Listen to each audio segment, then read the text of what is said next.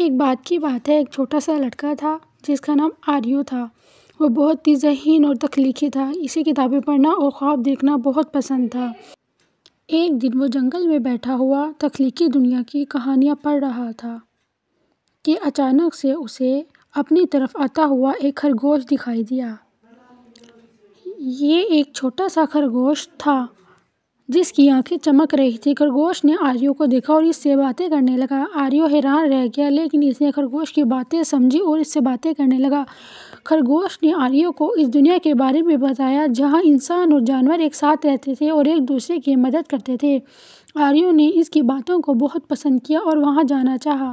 خرگوش نے اسے اپنی دنیا میں لے جانے کا وعدہ کیا اور دن گزرتے گئے اور وہ بہت ہی اچھے دوست بن گئے۔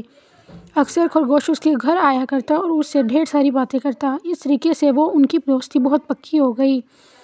پھر خرگوش نے اپنے وعدے کے مطابق ایک دن آریو کو اپنے ساتھ اپنے تخلیقی جنگل میں لے گیا جو کہ بہت خوبصورت تھا۔